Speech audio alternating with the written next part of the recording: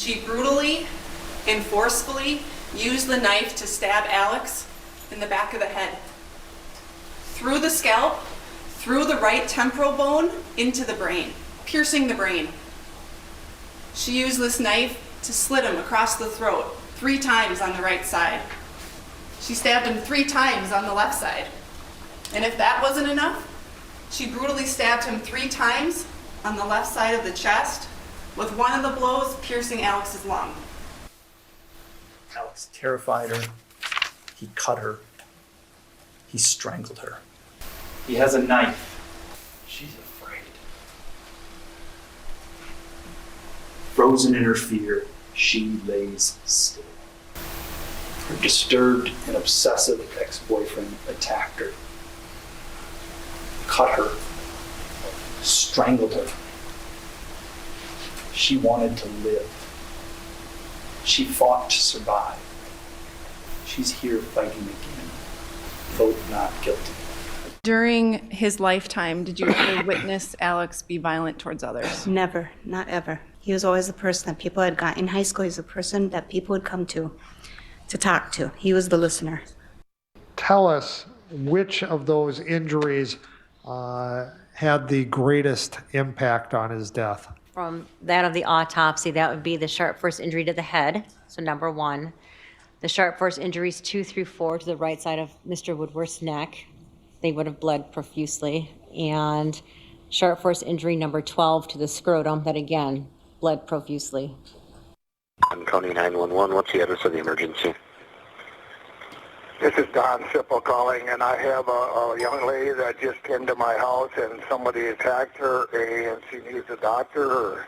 Her clothes are all torn, and... Okay. And is she injured? Yeah, she's injured. Her mouth is kind of got some blood around it, and her clothes are all torn. Okay. And she's by herself? She's by herself. She walked to my house here just recently. Okay. And can you ask her what her name is? Just hold on a second. Okay. What's your name, ma'am?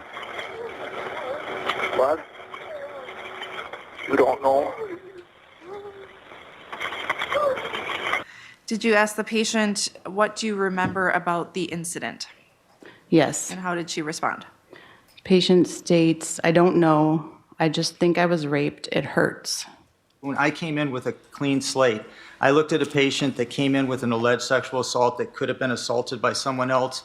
And actually the surprise to me was the wounds looked to me like they were self-inflicted. When I saw the wounds on her arm. They were both going through some things in life, and she had been through something traumatic. He had been through traumatic things, so they kind of bonded over, misery loves company kind of thing. Where were you cutting him? I just was going anywhere and everywhere I could, just to get him off of me and get away from me. And did the knife actually make contact with him? Yes. Okay. And even then, he just kept grabbing me and grabbing me and grabbing me. Okay. So he kept grabbing you after you were stabbing him? Mm-hmm. Okay. And then what happened? And then after that, she left the car, and he was laying there, and I didn't know what to do. Okay. So then what happened? And then so I just waited, and I was confused and scared, and I was just coming in and out of it, it would get dark for a little bit, and then I would come out of it, and I would panic again and hyperventilate, and then it would get dark again. Okay. And then I just started running. I'm trying to make my way to the open door. Alex grabs me by the throat, and I'm pressed, my body and my head is pressed against the driver's side back of the seat. At this point is that I could feel the knife start to graze and cut into my skin. I'm afraid he's going to kill me because he has a knife, and I'm afraid that he's going to take whatever he wants and he's just going to finish this. Well, you decided to name the groin. Did you actually do it? Yes. What happens then? He reacts and he drops the knife at that point. When he drops the knife, what do? Instantly, I grab the knife. This is when I began to defend myself and stab Alex. Are you trying to kill him? No. What are you trying to do? I just want to get away. I need to get out of the car. I need to get away as fast as I could. Is that wound what you would call a defensive wound? Yes, it's certainly consistent with a defensive wound. I prescribed two different diagnoses for the defendant. The first was post-traumatic stress disorder with depersonalization and derealization. And I also diagnosed the presence of persistent depressive disorder with anxious distress. Memories of highly stressful and traumatic experiences tend to be pretty fragmented. And there's this paradox where there's a lot of missing pieces, but some of the pieces you do have, you may never forget them for the rest of your life. She's confronted with facts. She's confronted with the truth. Her story evolves, and her story changes.